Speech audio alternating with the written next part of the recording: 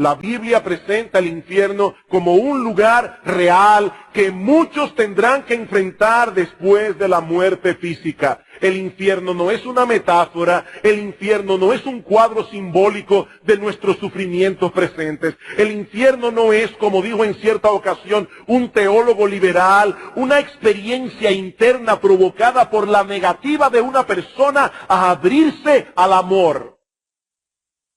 No. En la parábola del rico y Lázaro, en Lucas 16:28, Jesús presenta a este hombre rico describiendo el infierno como este lugar de tormento.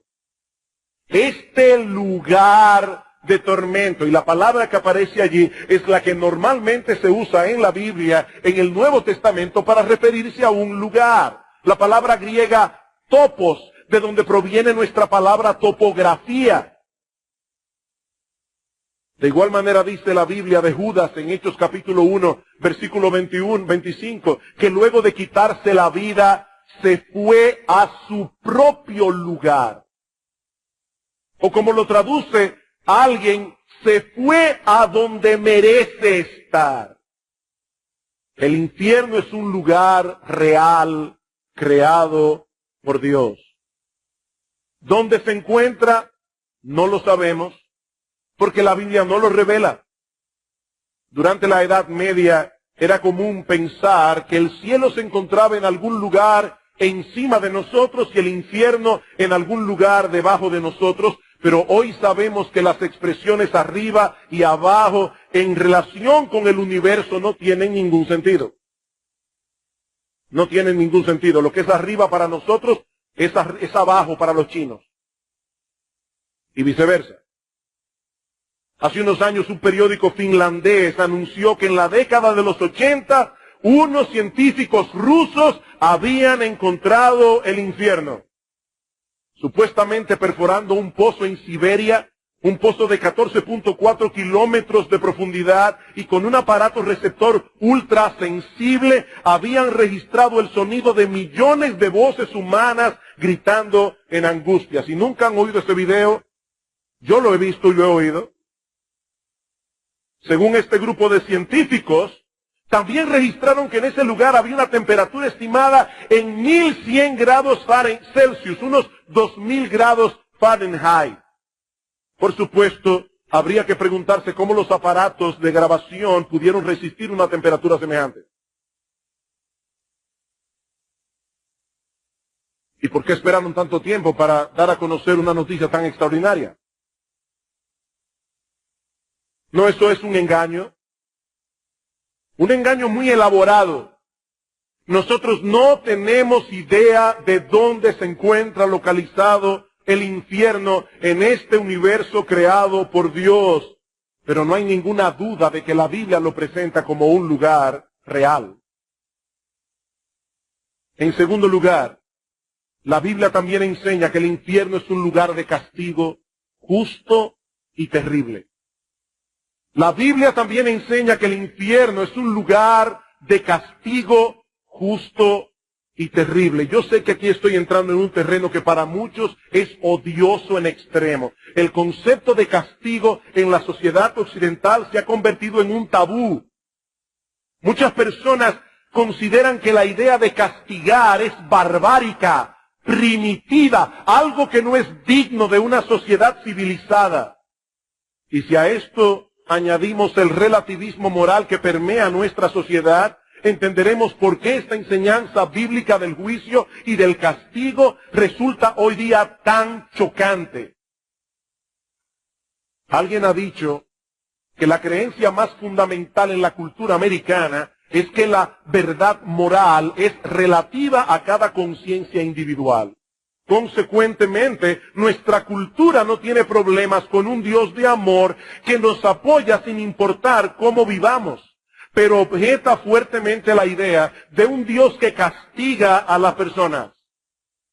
Esta mentalidad caracteriza el espíritu de nuestra época.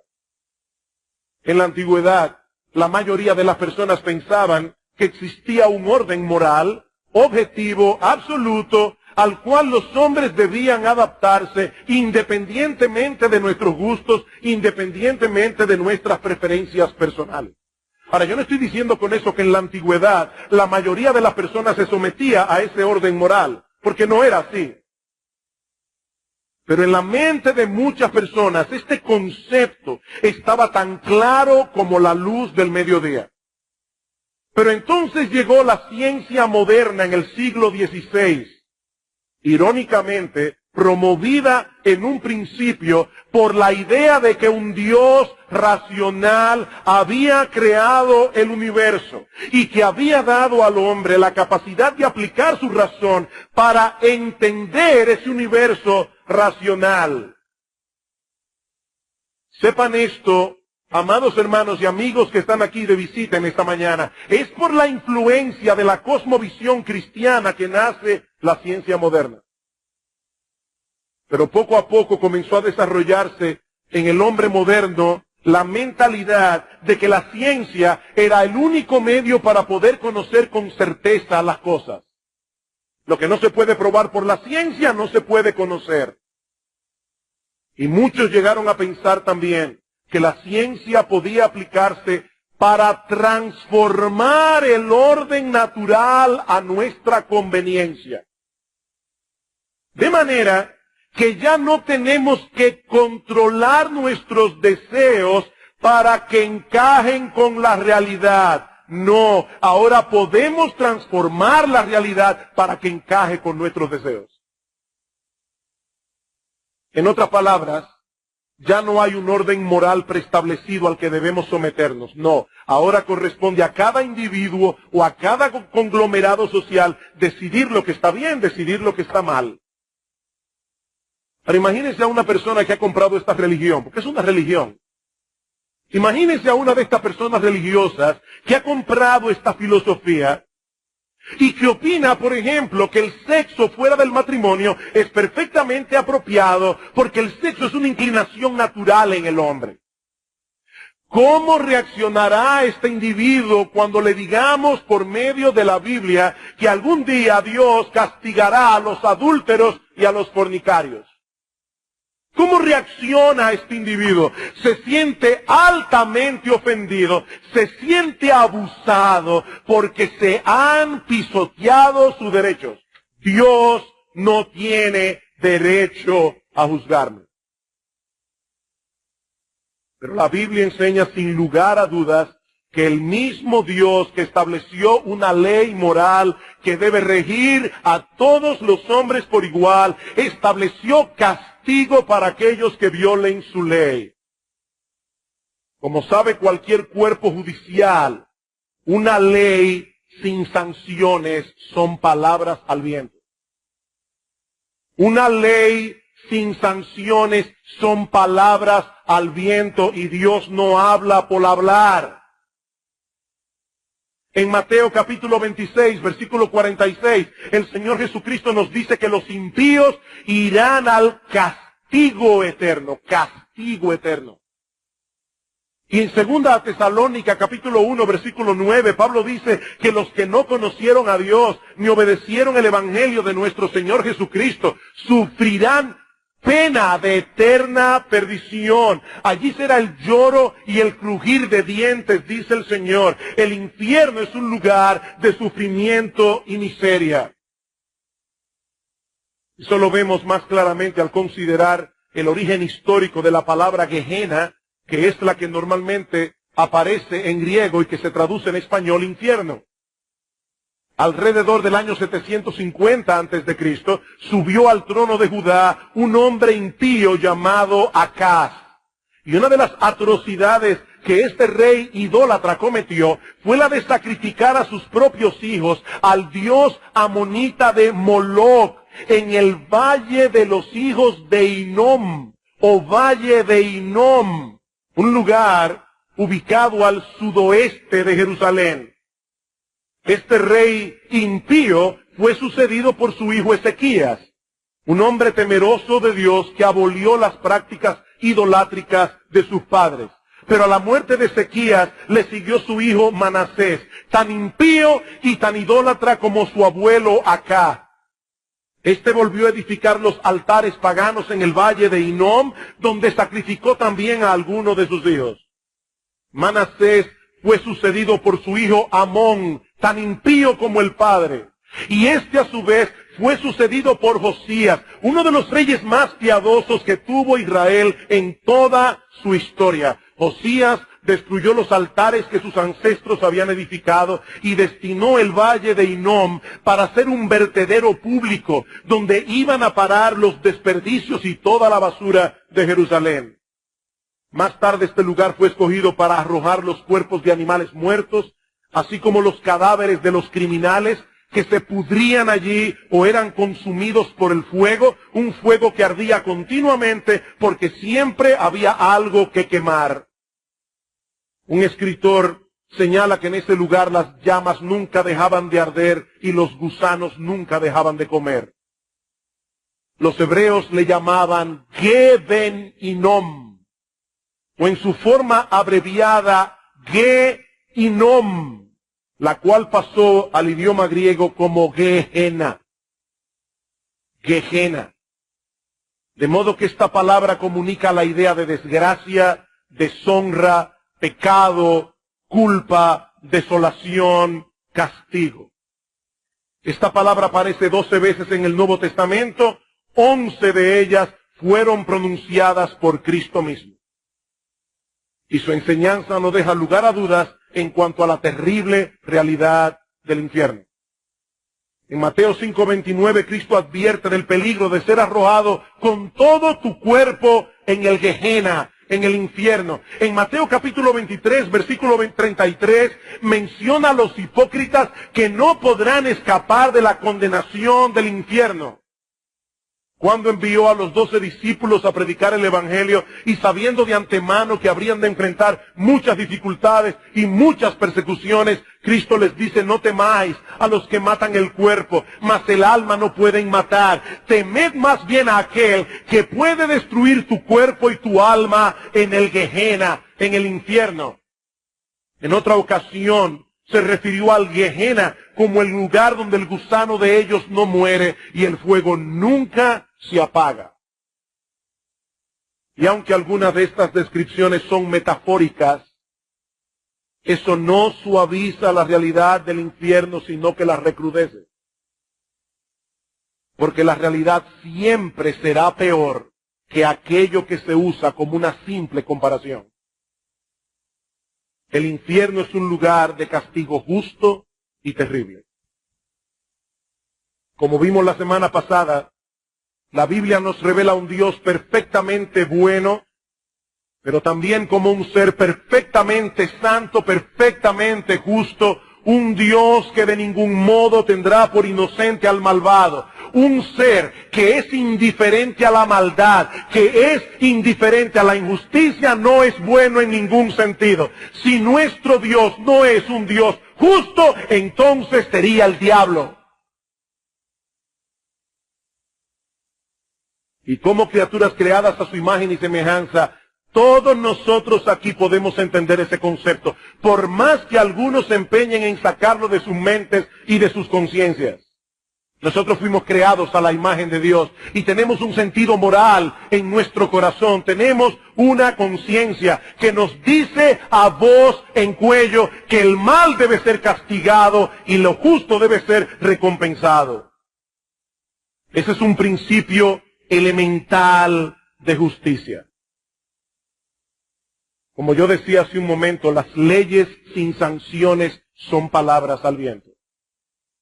Y cuando es Dios el que castiga, ese castigo será justo, absolutamente justo.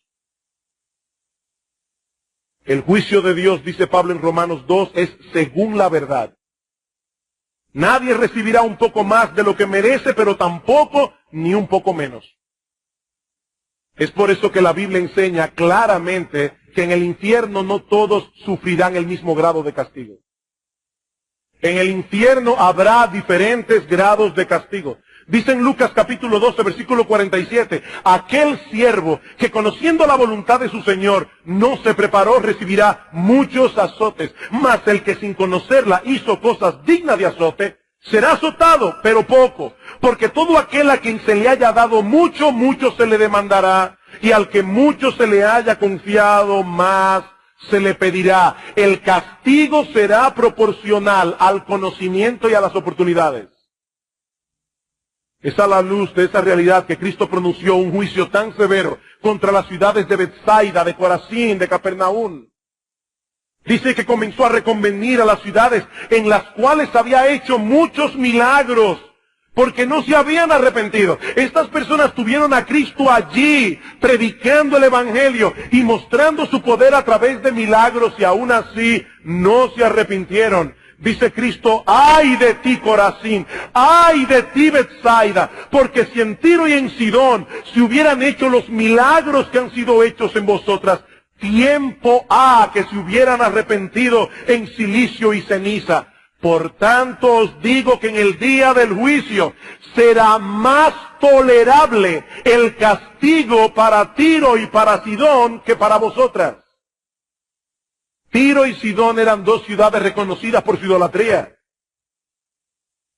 Y dice el Señor, el castigo para los idólatras será más tolerable que el castigo que recibirán aquellos que conocían el mensaje del Evangelio y aún así lo pisotearon. ¡Ay de ti, Capernaum, que eres levantada hasta el cielo! Hasta el Hades serás abatida. Porque si en Sodoma se hubieran hecho los milagros que han sido hechos en ti, habrían permanecido hasta el día de hoy. Por tanto os digo que en el día del juicio será más tolerable el castigo para Sodoma, una ciudad llena de homosexuales, una ciudad llena de lesbianas. El castigo para esos homosexuales y para esas lesbianas será más tolerable que el castigo que recibirán aquellos que pisotearon el Evangelio de Jesucristo, habiéndolo conocido. Esa es la enseñanza de Cristo.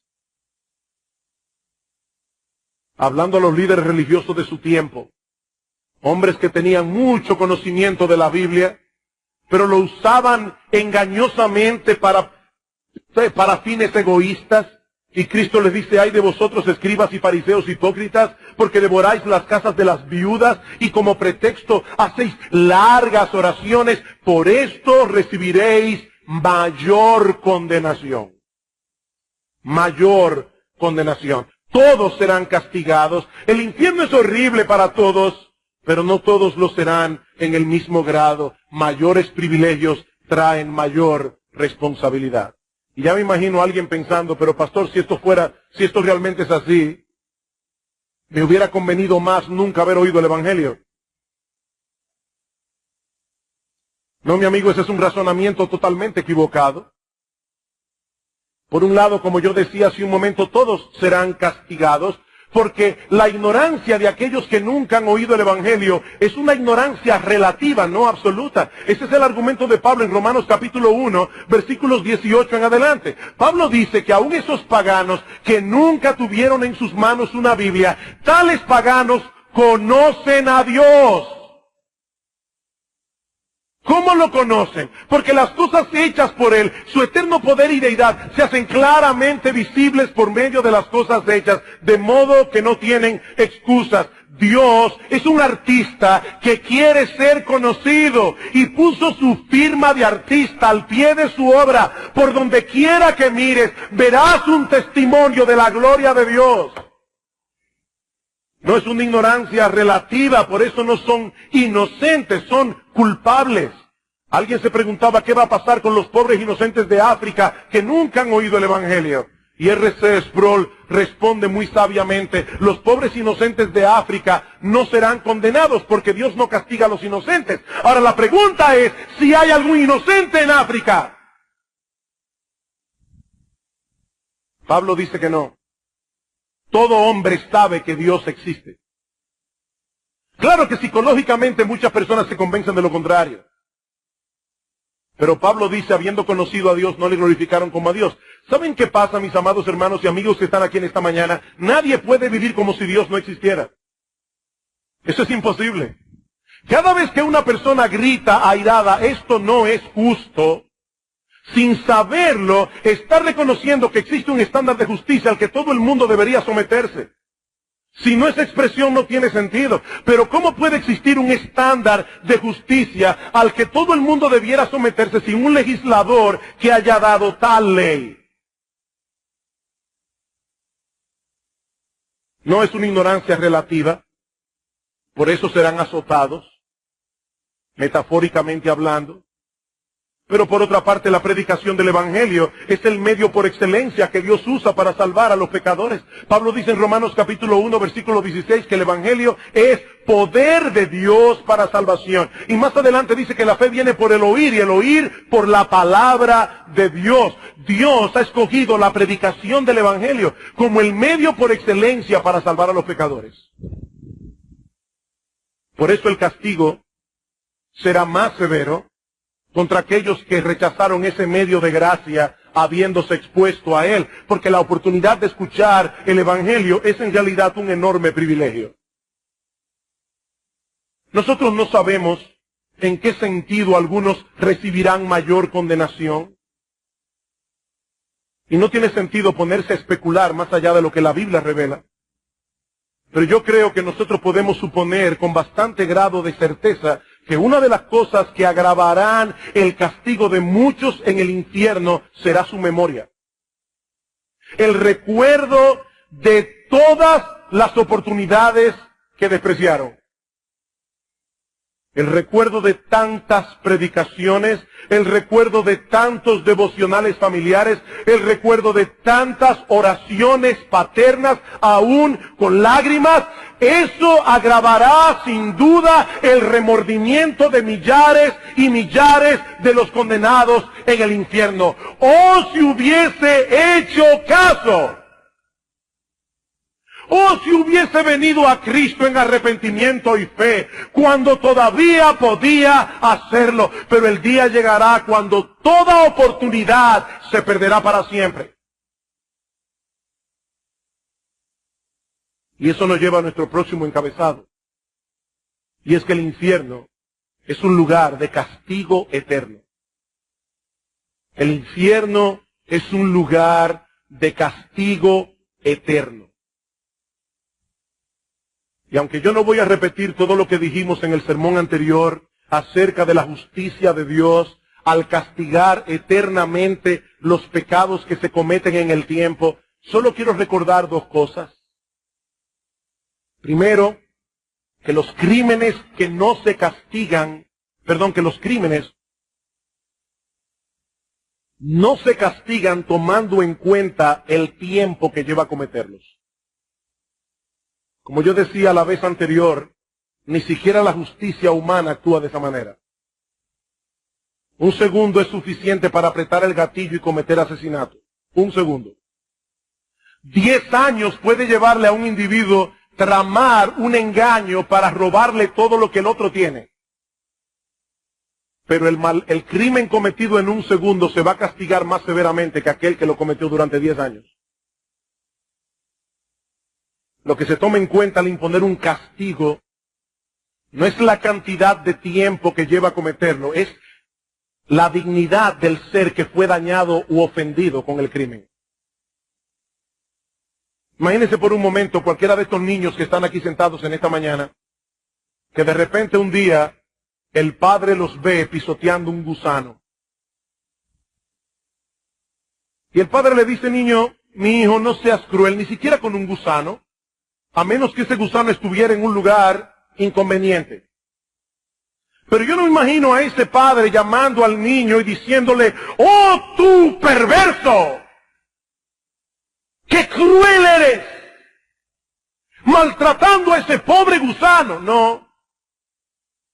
Ahora, si el padre viera a ese mismo niño maltratando al gato de la casa, probablemente la reacción sería diferente.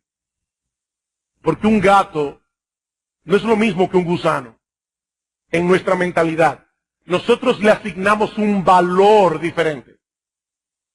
Ahora, si el padre encuentra a ese niño torturando a uno de sus hermanos, entonces la situación sería 1000 veces peor.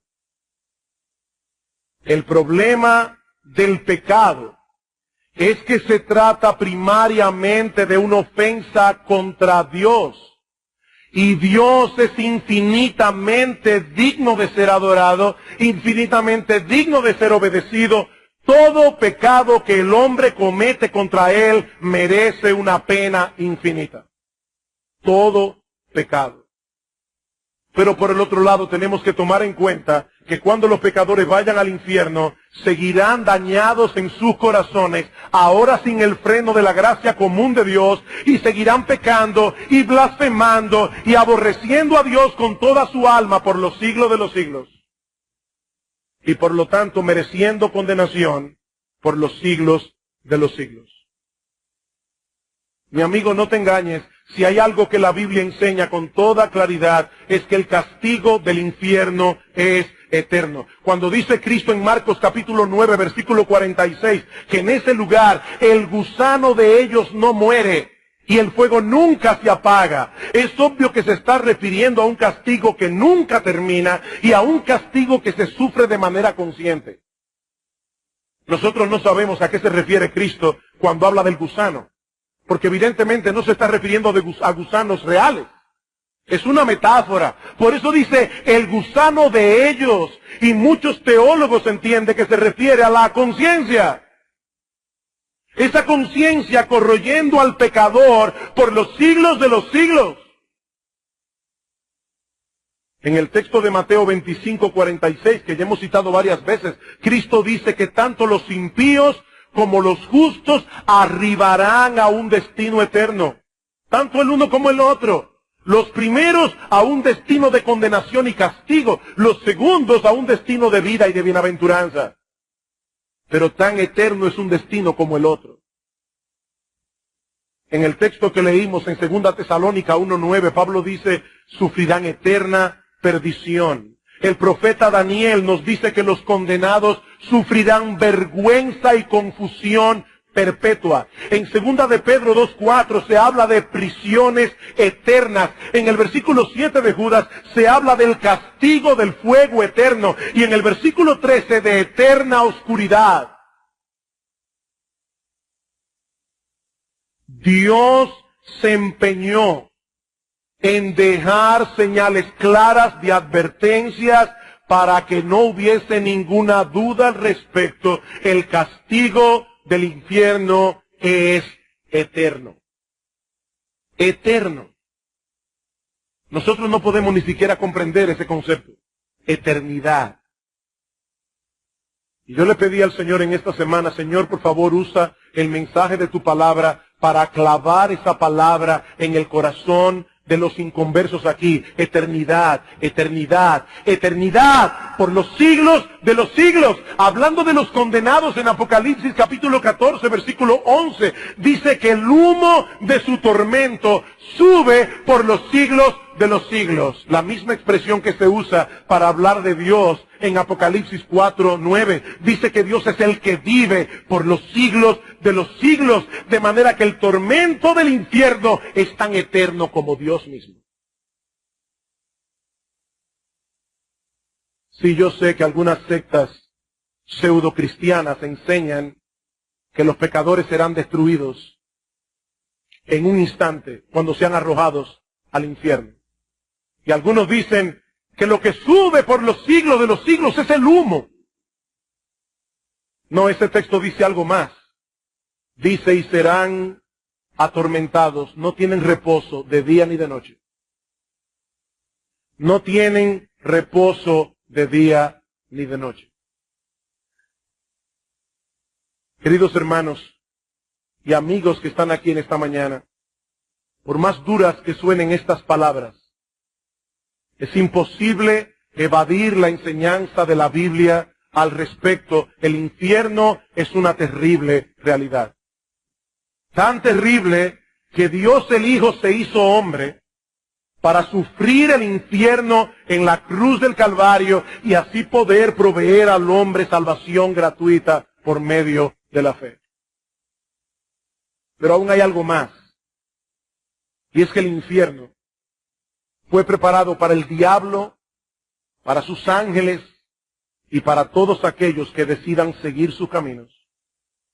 para todos aquellos que mueran con su puño alzado contra Dios. Alguien decía en un tono de burla blasfemo que el infierno estará lleno de gente interesante. El infierno estará lleno de gente interesante. Recuerdo en mis primeros días como cristiano predicando el evangelio en la universidad que un burlador me dijo algo similar. Y fulano va a estar en el infierno. Entonces fulana, tal actriz, estará en el infierno. Pues allí donde yo quiero ir. La Biblia lo plantea de otra manera. Mi amigo, la Biblia lo plantea de otro modo. Cristo habla del infierno como un fuego preparado para el diablo y sus ángeles.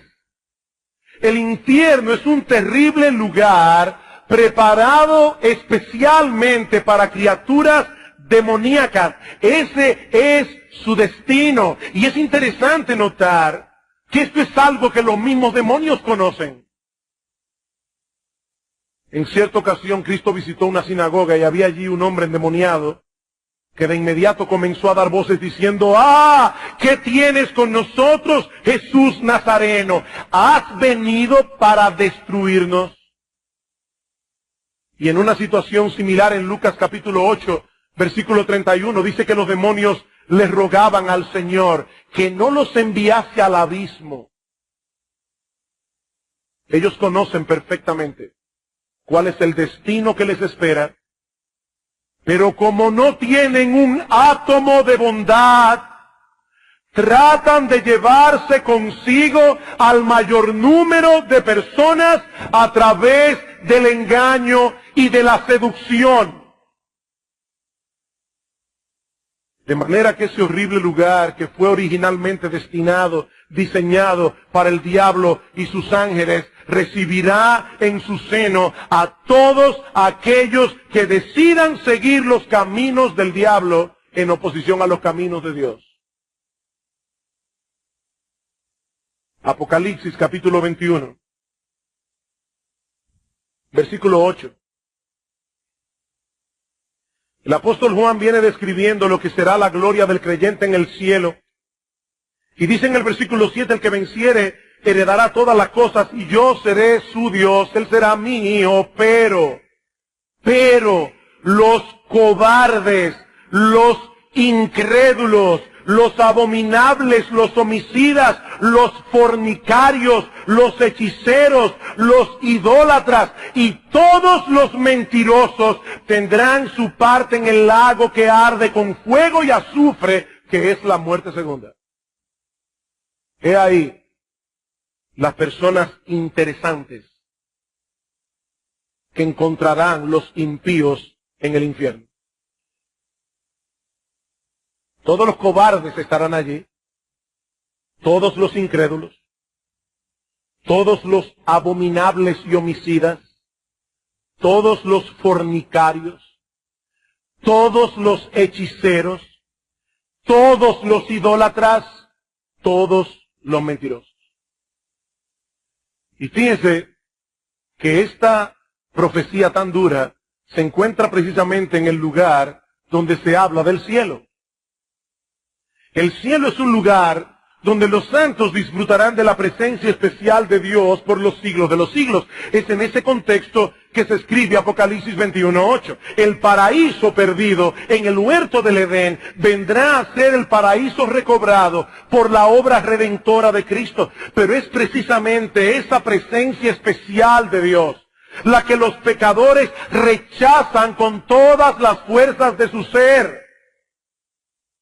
Por eso decíamos el domingo pasado, citando a C.S. Lewis, que al final de cuentas solo hay dos tipos de personas en el mundo. Aquellos que dicen a Dios, hágase tu voluntad, y aquellos a quienes Dios dirá al final de sus días, hágase tu voluntad. Me rechazaste con todas las fuerzas de tu ser. Oíste mi llamado de gracia una y otra vez. pisoteaste el Evangelio y con él la sangre preciosa de Cristo. Ahora que toda oportunidad se perdió, hágase tu voluntad. Eso fue lo que quisiste, eso es lo que recibirás por los siglos de los siglos.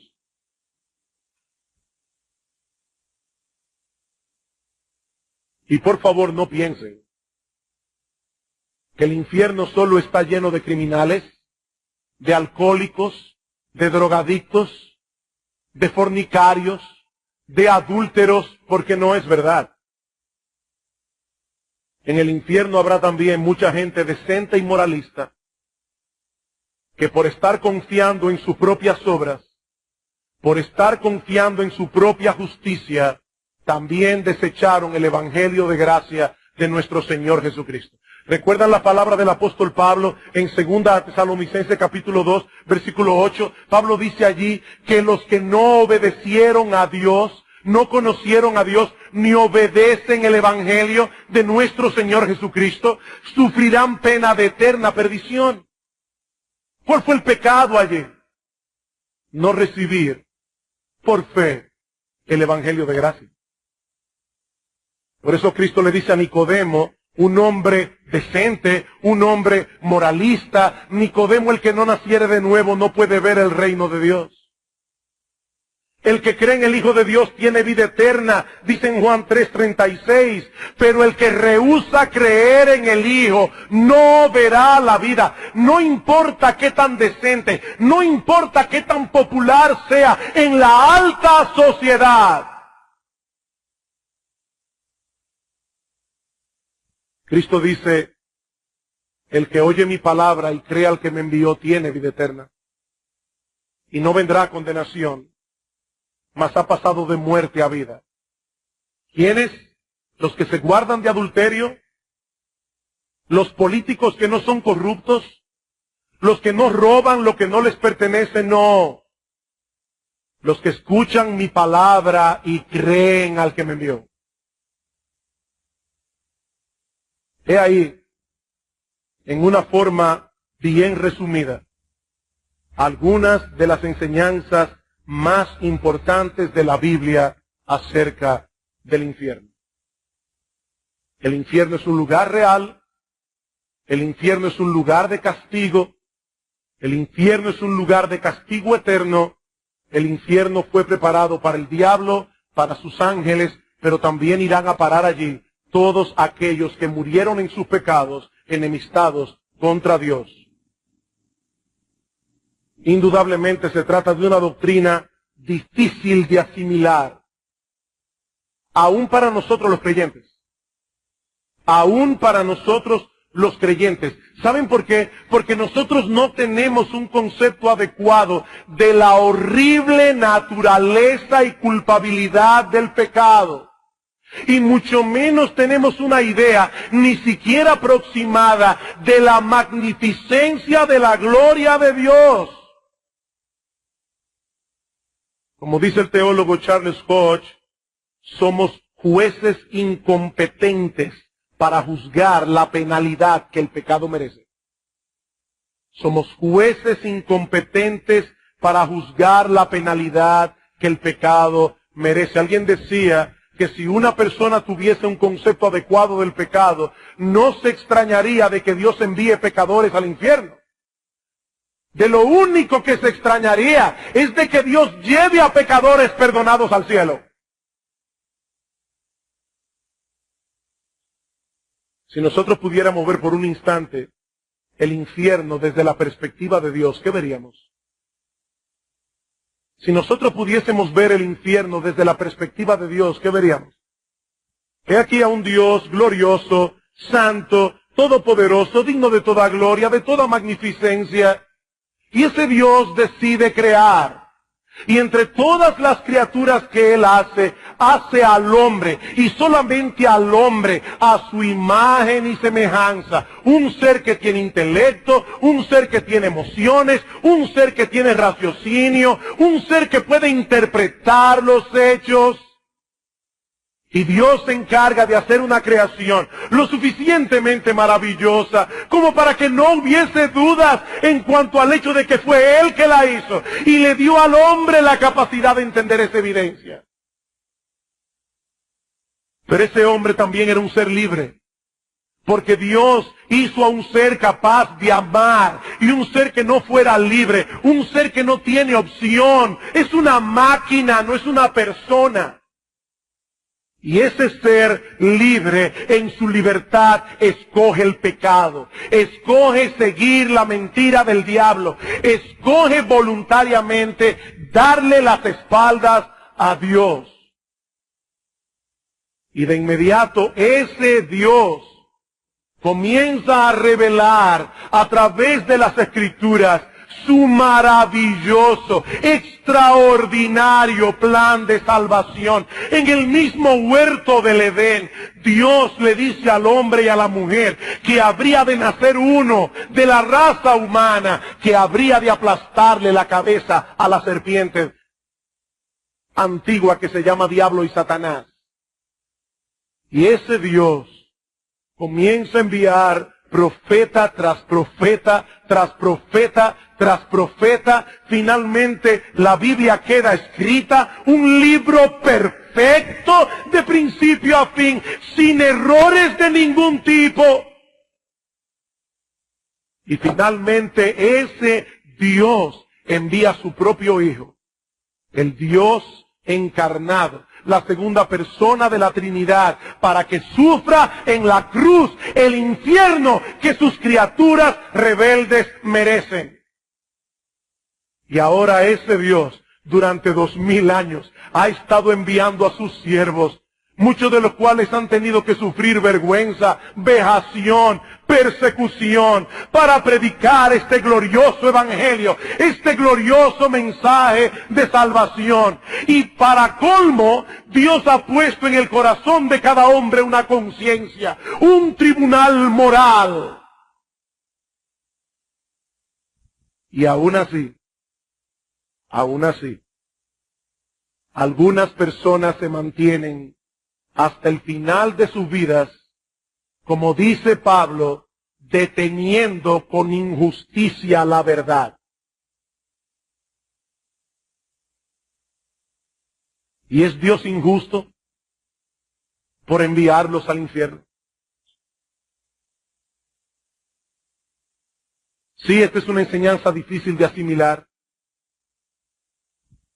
pero sería una inmensa crueldad de nuestra parte dejar de advertir al pecador del terrible destino que les espera si mueren en sus pecados, por el temor de que no nos vean como fanáticos y como irracionales. Eso sería una crueldad. No es casualidad que Jesús hablara del infierno más que nadie. No es casualidad que Él presentara esta doctrina en una forma tan vívida y tan aterradora. No es casualidad. Y es que nadie conocía como Él los horrores del infierno. Horrores que hicieron necesarios su encarnación y su muerte en la cruz del Calvario. ¿Saben por qué Jesucristo habló tanto del infierno? ¿Saben por qué lloró sobre Jerusalén? Precisamente porque Él vino a buscar y a salvar lo que se había perdido. Y nadie será salvo sino hasta que vea el terrible peligro en que se encuentra. Mi amigo, el infierno es una realidad aterradora de la que debes procurar escapar cuando todavía puedes hacerlo. Pero mi amigo, es mi deber decirte que esa oportunidad es ahora. Esa oportunidad es ahora, porque ninguno de nosotros puede estar seguro de que tendremos un mañana del que podremos disponer. Yo no puedo imaginar siquiera cómo será ese instante, ese momento en que un pecador traspasa el umbral de la eternidad. Y ese instante, ese momento en que repentinamente se da cuenta de que toda esperanza de salvación ha terminado por siempre.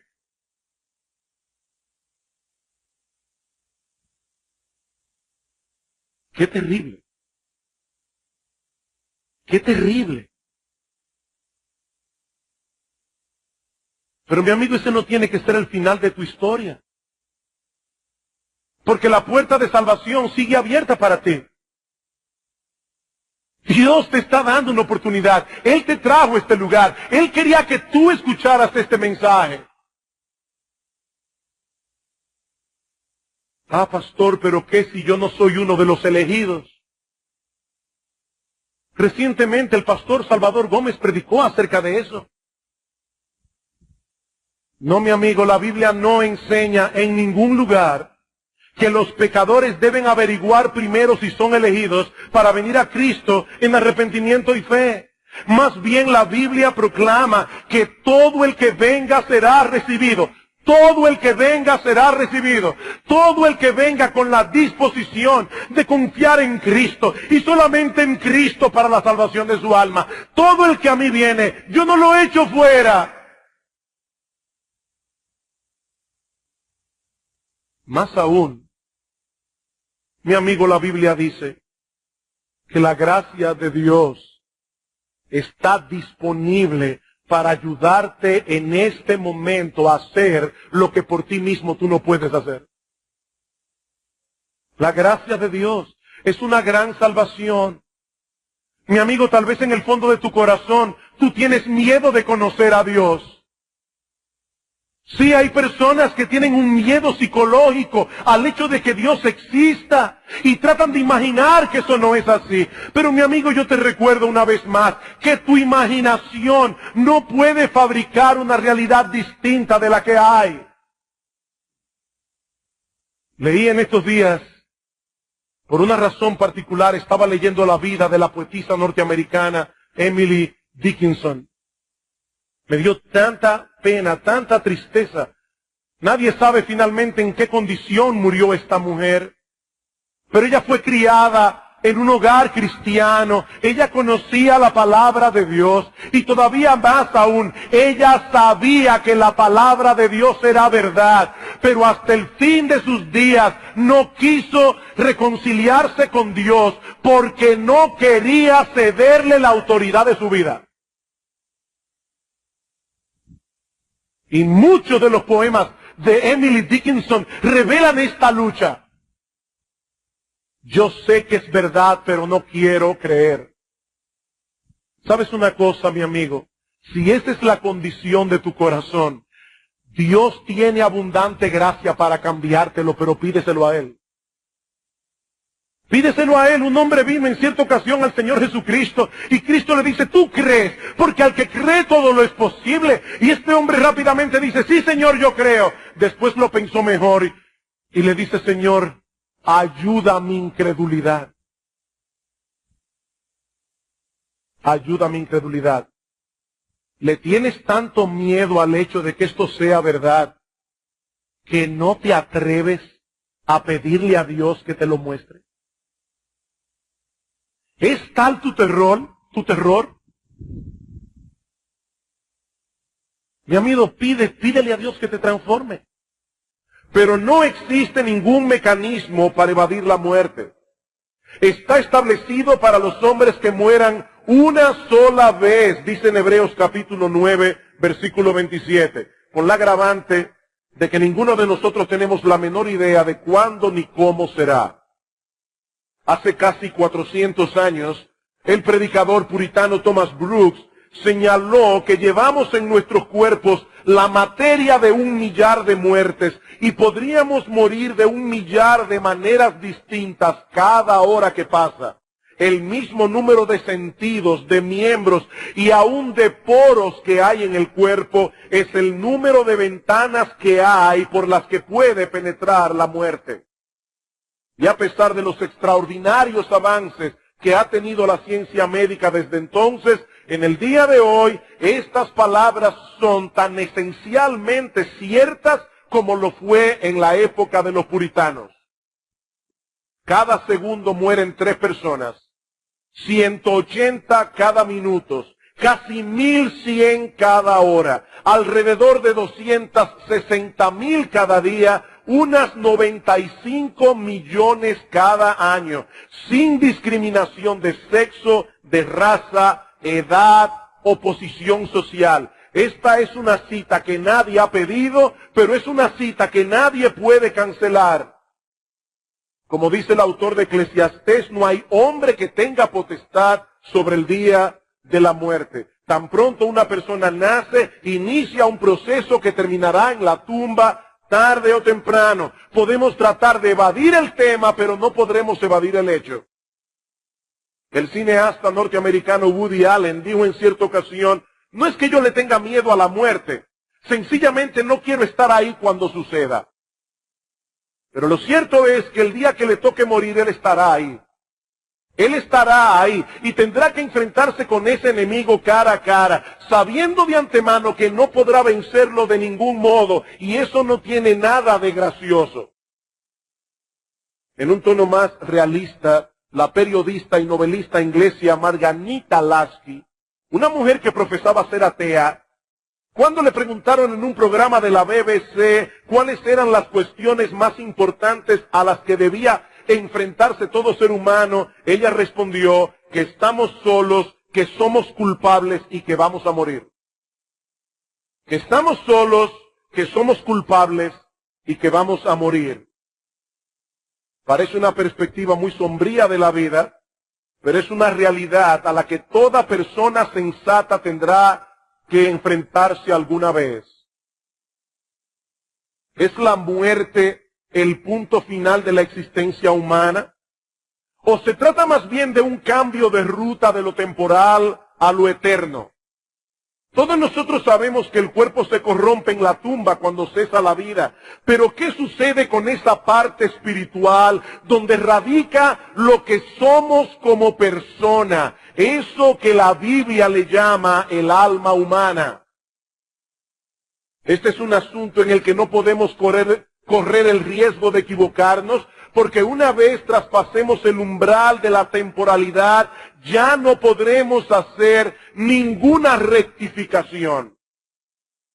Pero Dios no nos ha dejado en tinieblas con respecto a un asunto tan trascendental. Él se ha revelado al hombre a través de un libro que narra con toda precisión histórica el pasado, pero que al mismo tiempo ha profetizado acerca del futuro. Muchas de estas profecías se han cumplido ya con una precisión asombrosa y podemos estar completamente seguros de que las profecías que faltan se han de cumplir también con la misma precisión.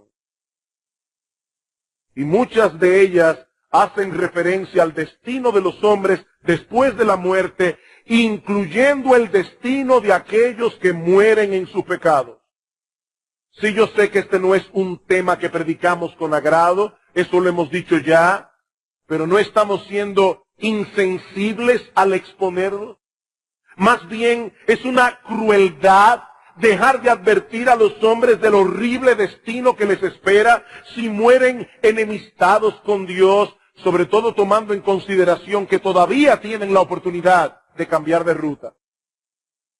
No ha habido nadie ni lo habrá en toda la historia que haya sido más sensible y tierno que nuestro Señor Jesucristo.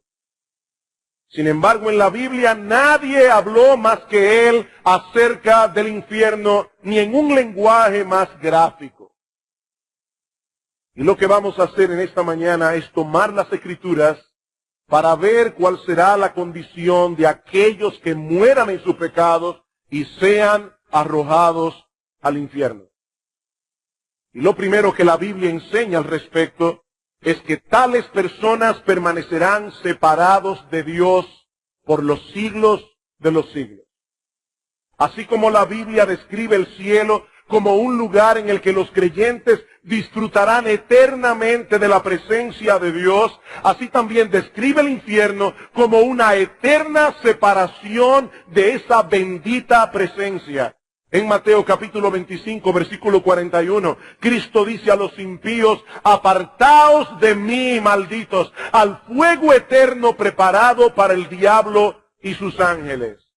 Todos aquellos que desearon de corazón mantener a Dios lo más alejado posible de sus vidas, al final recibirán para su propio mal lo que tanto anhelaron en esta vida. Pablo dice en 2 Tesalonicenses 1:9 que sufrirán pena de eterna perdición, excluidos de la presencia de Dios y de la gloria de su poder. Es por eso que la Biblia se refiere al infierno como un lugar de oscuridad.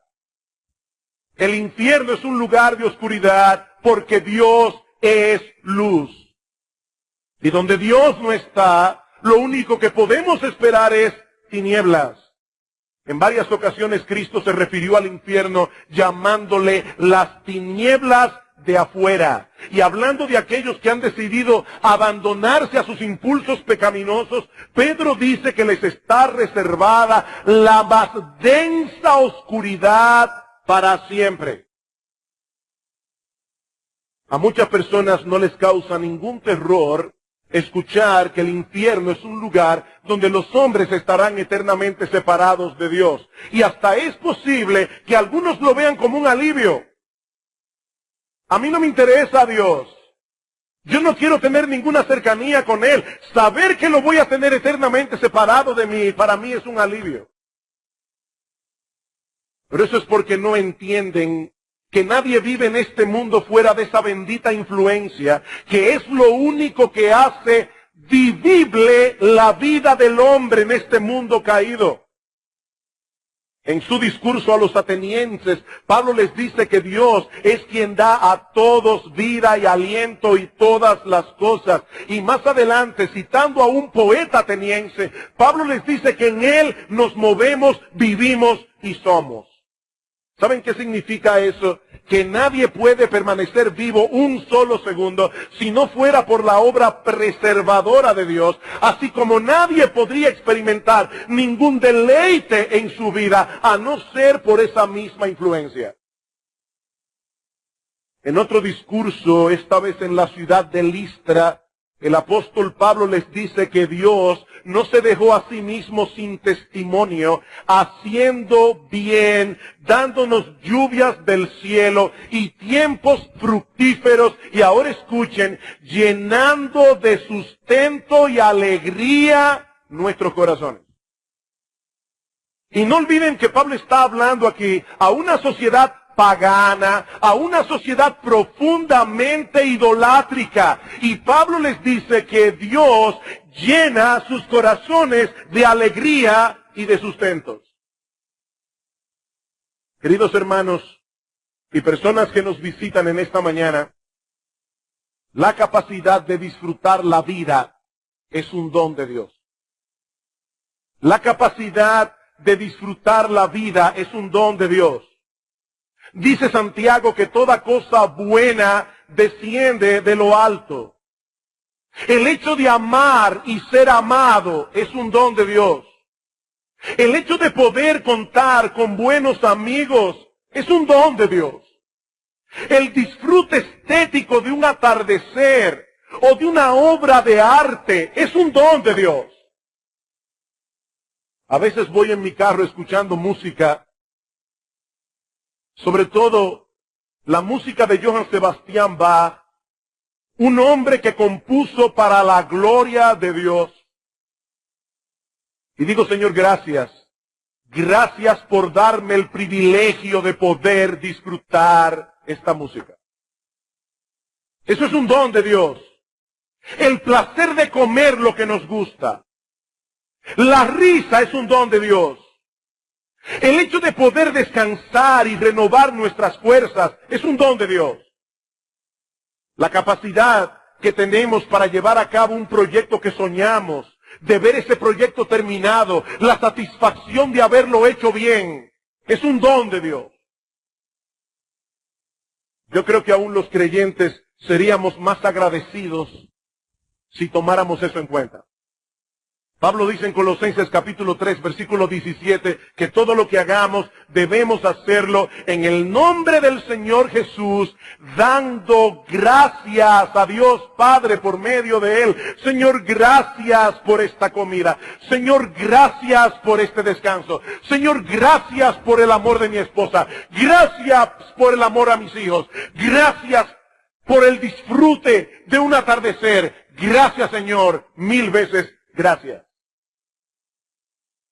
Pero en el infierno, nada de eso podrá ser disfrutado nunca más. Nunca más.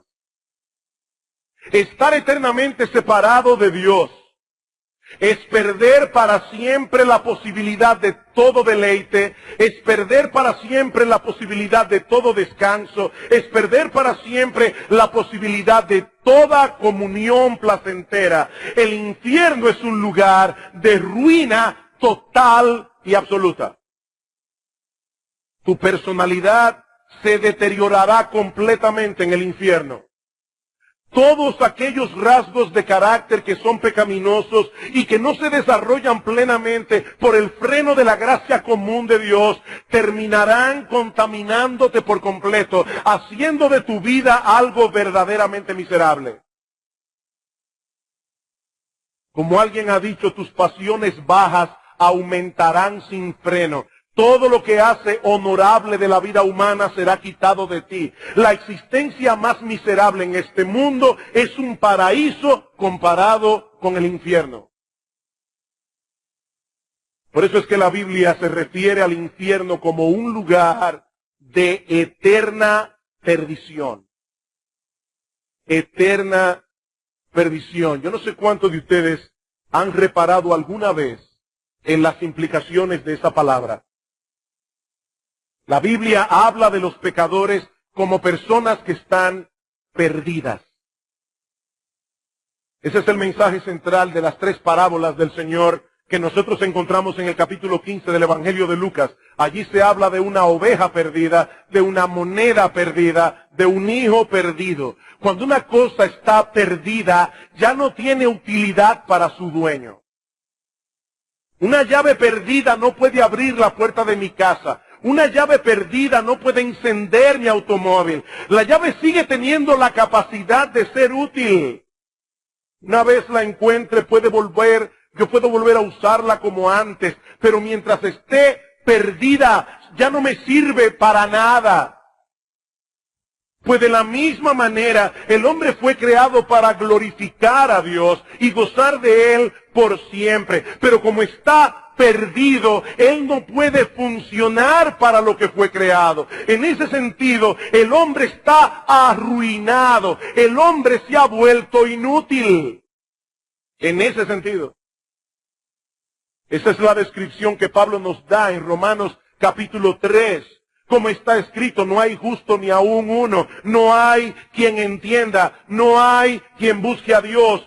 Todos se desviaron, a una se hicieron inútiles. No hay quien haga lo bueno, no hay ni siquiera uno. Espiritualmente hablando, el hombre está arruinado por causa de su pecado.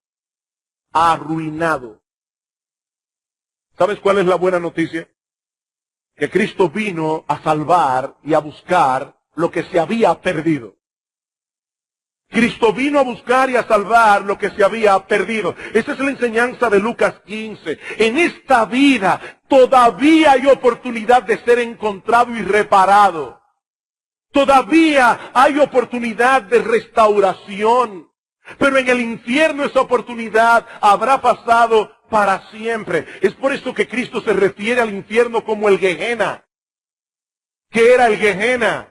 El vertedero público de Jerusalén, donde iba a parar toda la basura. Mis hermanos y amigos, ¿cuáles son las cosas que van a parar al vertedero? Todo aquello que su dueño desecha para siempre, aquello que ha perdido ya toda utilidad. Por eso Dallas Willard le llama al infierno el basurero cósmico del universo. El basurero cósmico del universo. Todo lo que va a parar allí ya está completamente arruinado. Eso es el infierno. Un lugar de ruina total y absoluta. Por eso el poeta inglés John Donne decía: cuando todo esté acabado, el infierno de los infiernos, el tormento de los tormentos, es la eterna ausencia de Dios y la imposibilidad eterna de volver a su presencia. Ahora debo aclarar en este punto que cuando hablamos aquí de la separación de Dios, no estamos hablando de distancia, estamos hablando de relación. Porque nadie se va a librar de Dios, ni siquiera en el infierno. No estamos hablando de distancia, estamos hablando de relación. Yo puedo salir de viaje y mantenerme unido en una relación cercana con mi esposa, al mismo tiempo que dos esposos pueden estar bajo el mismo techo y estar completamente distanciados. Nuestro Dios es omnipresente. Y por lo tanto los habitantes del infierno experimentarán en toda su plenitud la ira y la justicia de su presencia. Como decíamos en un sermón anterior, sí, ciertamente el Dios de la Biblia es un Dios de amor. Pero también dice la Biblia que nuestro Dios es un Dios de toda justicia. Por eso dice en Hebreos capítulo 10, versículo 31, que es horrenda cosa caer en las manos de un Dios vivo. Y más adelante añade que nuestro Dios es fuego consumidor. Sí, Dios es amor. Pero precisamente porque Él es amor y es justicia, Dios está irado contra el pecado. Su amor y su justicia, por decirlo de alguna manera, son el combustible del ardor de su ira. Una persona que realmente ama a los niños no puede ver con indiferencia que ese niño sea tratado con crueldad. La intensidad de nuestra ira es directamente proporcional a la intensidad de nuestro amor. Y tanto el amor como la justicia de Dios no tienen límites. Como dijo Jonathan Edwards, en la eternidad todos estarán en la presencia inmediata de Dios. Todos, para unos eso será el cielo, para otros eso será el infierno. Pero la Biblia no solo describe el infierno como un lugar donde estaremos eternamente separados de Dios y por lo tanto un lugar en el que no podremos experimentar ningún deleite, sino que la Biblia también habla del infierno en segundo lugar como un sitio en el que se padece un dolor agonizante. Un dolor agonizante. Una de las figuras que más se usa en las Escrituras para referirse al infierno es el fuego. Y esa figura comunica la idea de una intensa agonía. Cuando Juan el Bautista introduce la persona del Mesías, concluye su mensaje con esta advertencia: y ya también el hacha está puesta a la raíz de los árboles. Por tanto, todo árbol que no da buen fruto es cortado y echado en el fuego. Yo a la verdad os bautizo en agua para arrepentimiento, pero el que viene tras mí, cuyo calzado yo no soy digno de llevar, es más poderoso que yo. Él os bautizará en Espíritu Santo y fuego. Y no está hablando allí de una bendición. No, la bendición es ser bautizado en el Espíritu Santo cuando creemos en Cristo. Pero el que no es bautizado en el Espíritu Santo, dice Juan, será bautizado en fuego. Sigue diciendo él, su aventador está en su mano, limpiará su era, recogerá su trigo en el granero y quemará la paja en fuego que nunca se apagará. Y Cristo usa esta misma figura en algunas de sus parábolas como la del trigo y la cizaña.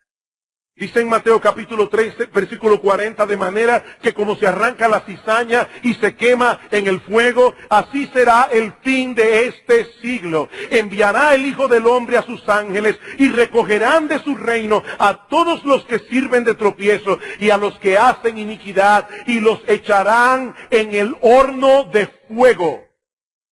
Allí será el lloro y el crujir de dientes.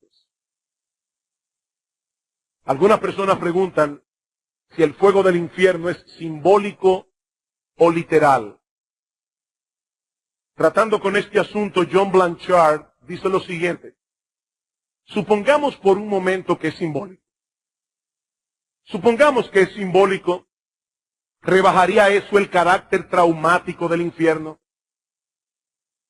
En el contexto general de la comunicación, dice él, aquello que se representa mediante un símbolo siempre es mayor que el propio símbolo. En otras palabras, una metáfora nunca sobrepasa la realidad objetiva que intenta comunicar. Esta noche nosotros estaremos aquí celebrando la Cena del Señor y usaremos elementos simbólicos, el pan y el fruto de la vid, para hacer memoria del cuerpo partido en la cruz del Calvario, para hacer memoria de su sangre derramada. Pero la realidad que ese pan y ese fruto de la vid representan es 1000 veces más sublime. Pues de la misma manera, los símbolos que la Biblia usa para referirse al infierno apuntan hacia una realidad objetiva mucho peor. El infierno es un lugar en el que los hombres experimentarán una intensa agonía. El rico de la parábola en Lucas aparece en el Hades diciendo, estoy atormentado en esta llama.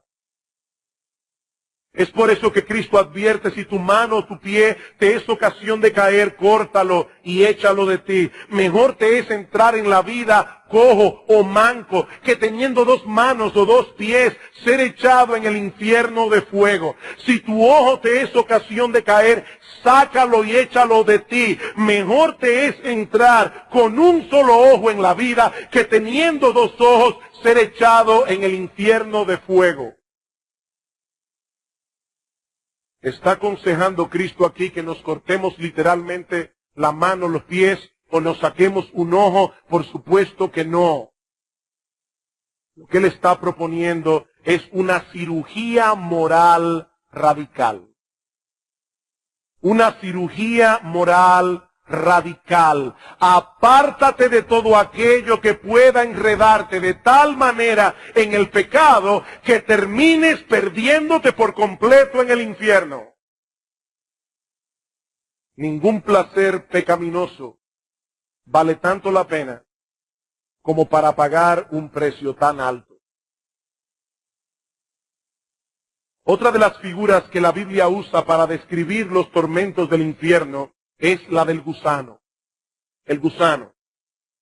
Esta figura aparece por primera vez al final del libro del profeta Isaías. Dice, y saldrán y verán los cadáveres de los hombres que se rebelaron contra mí, porque su gusano nunca morirá, ni su fuego se apagará, y serán abominables a todo hombre.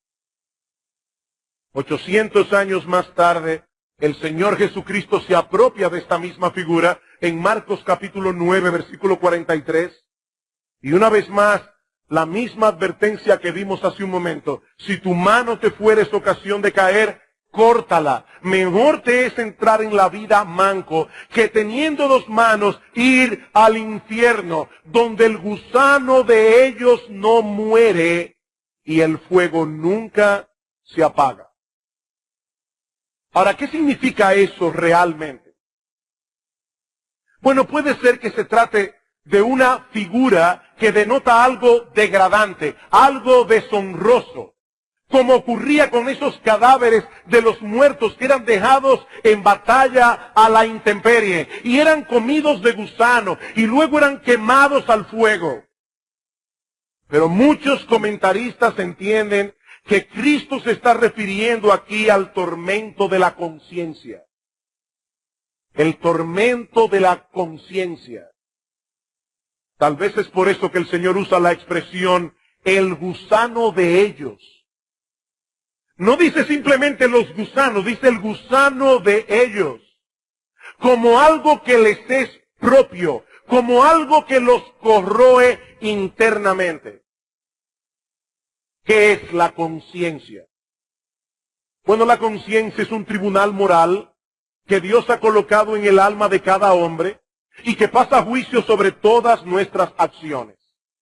Y aunque su voz nos molesta en muchas ocasiones, en realidad es un aliado que Dios nos ha provisto para nuestro bien, como la sensibilidad que nosotros tenemos en el cuerpo. ¿Se imaginan ustedes lo que sucedería con una persona que pierde la sensibilidad hacia el fuego, por ejemplo? ¿Cómo pudiera tomar una olla hirviendo y hacerse daño porque no lo percibe? Bueno, eso mismo es la conciencia. La conciencia es la sensibilidad del alma. Y no son pocos los problemas que se ocasionan en el hombre cuando trata de una forma inadecuada con el sentimiento de culpa que produce la conciencia. Alguien decía que muchas personas llenan las consultas de los psiquiatras buscando ayuda, cuando en realidad no necesitan un psiquiatra. Lo que necesitan es arrepentimiento. No es un psiquiatra. Necesitan arrepentimiento. Es por eso que tantas personas buscan todas las maneras habidas y por haber para embotar sus sentidos. Y no tener que lidiar con ese malestar interno que produce una conciencia culpable, drogas, alcohol, exceso de entretenimiento. No quieren quedarse solos con su conciencia, porque ya han comenzado a experimentar un infierno en sus corazones. Otros simplemente se pasan la vida justificándose a sí mismos y echándoles la culpa a todo el mundo de las desgracias que han cosechado por sus propios pecados. Pero en el infierno ya no podrán evadir la voz de la conciencia nunca más. Nunca más. Ya no habrá ningún lugar donde esconderse, ninguna droga, ninguna diversión, ningún grupo de amigos, ninguna justificación deshonesta. No, la memoria será un tormento en el infierno. No solo la memoria de tus pecados, sino la memoria, el recuerdo de tantas oportunidades desperdiciadas. Por eso la Biblia nos advierte una y otra vez que allí será el lloro y el crujir de dientes. El lloro y el crujir de dientes. Así como podemos describir el cielo como un lugar en el que ya no habrá necesidad de botar ninguna lágrima de dolor, el infierno es un lugar donde los hombres experimentarán una intensa agonía y estarán llorando y crujiendo sus dientes por los siglos de los siglos. Y es interesante que la Biblia usa esta última expresión, crujir de dientes, no solo para referirse a un profundo temor, sino también para referirse a una ira intensa.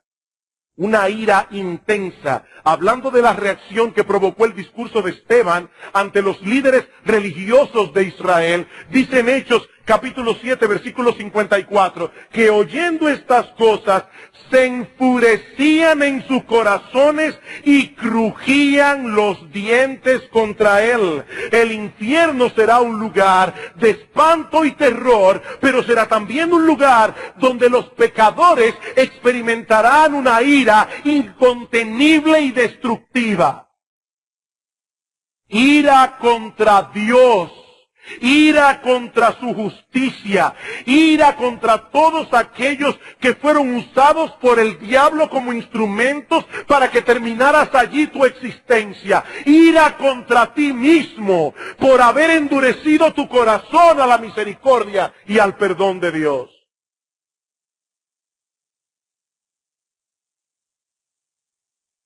Finalmente,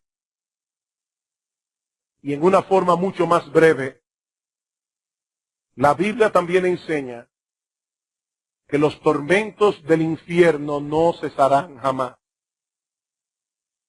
Que los tormentos del infierno no cesarán jamás. Y yo no voy a repetir aquí otra vez todos los textos que citamos el domingo pasado para probar este punto, pero si hay algo claro en las Escrituras es que el infierno es un lugar de castigo eterno. Eterno. Cristo dice en Mateo capítulo 25, versículo 46, que de la misma manera que los justos heredarán la vida eterna, así también los impíos sufrirán una condenación perpetua. Mi amigo, ese es el asunto que hace del infierno algo tan aterrador. La perspectiva de una existencia eterna en eterna condenación. Como dijo en cierta ocasión Jonathan Edwards, la eternidad es el aguijón del infierno. La eternidad es el aguijón del infierno. ¿Alguna vez te has desvelado durante la noche sin poder conciliar el sueño por horas y horas? Yo lo he experimentado. Y no es una sensación que anhelo ni me deleita. Y miras el reloj, anhelando que llegue la mañana, y haces el esfuerzo por no pensar en la hora, pero cuando vuelves a mirar al reloj, pensando que ha pasado mucho tiempo, apenas van 15 minutos desde la última vez que lo miraste. Imagínate esa misma experiencia por los siglos de los siglos, sabiendo de antemano que la mañana nunca llegará y tendrás una idea aproximada de lo que debe ser estar en el infierno. Es por esa razón que Cristo echó mano de las imágenes más crudas para advertir a los hombres acerca de ese horrible lugar. Este no es el tipo de cosas en los que nosotros queremos comportarnos en una forma políticamente correcta. No, este no es el momento para tratar de ser polite. No, mi amigo. Toda esta semana he estado buscando en mi mente las palabras y las frases más adecuadas para poder impactar tu corazón, para poder hacerte reaccionar por el poder del Espíritu Santo, que usa la predicación del Evangelio para despertar el corazón de aquellos que están durmiendo. Porque lo cierto es que si aún no has venido a Cristo en arrepentimiento y fe, estás en grave peligro. En grave peligro. Mi amigo, por amor a tu alma inmortal, por amor a ese aspecto de tu personalidad que no se pudrirá en el infierno, porque el alma es imposible de desintegrarse, por amor a esa alma inmortal, no tomes en poco las advertencias del Hijo de Dios. Porque es obvio que para él estas enseñanzas acerca del infierno no eran un mero ejercicio académico acerca de un tema interesante. ¿Quieres saber qué tan horrible debe ser esa realidad? Considera el hecho de que Dios, el Hijo, la segunda persona de la Trinidad, el Rey de Reyes, el Señor de Señores, el Creador y sustentador del universo, decidió asumir una naturaleza humana semejante en todo a la nuestra, pero sin pecado, para poder pagar en una cruz el rescate del pecador al precio de su propia vida.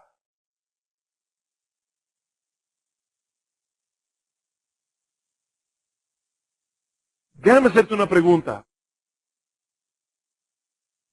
¿Acaso te parece el infierno un castigo desproporcionado? ¿Tú crees que el infierno es un castigo desproporcionado? Si es así, déjame decirte algunas cosas para terminar. En primer lugar, no olvidemos lo que decíamos en el primer sermón, y es el hecho de que los que terminen en el infierno eligieron voluntariamente ese destino. Es que solamente hay dos opciones, solamente dos posibilidades. O estás con Dios o estás en su contra. Y los que terminen su existencia en el infierno escogieron separarse de Dios, alejarlo lo más posible de sus vidas, y eso es lo que a final de cuentas obtendrán. Mi amigo, no lo olvides. Nadie terminará su existencia en el infierno habiendo querido ir al cielo. Habiendo querido ir al cielo por la presencia de Dios allí. Nadie. Dice Cristo, todo el que a mí viene yo no lo echo fuera. Buscad y hallaréis, llamad y se os abrirá. Nadie terminará en el infierno habiendo deseado de todo corazón terminar su existencia en la presencia de Dios, teniendo comunión con Dios, deleitándose en Él. Nadie. Ese será el destino que los hombres, lamentablemente algunos de los cuales pueden ser que estén aquí en esta mañana, elegirán voluntariamente y recordarán estas palabras y recordarán este sermón por los siglos de los siglos.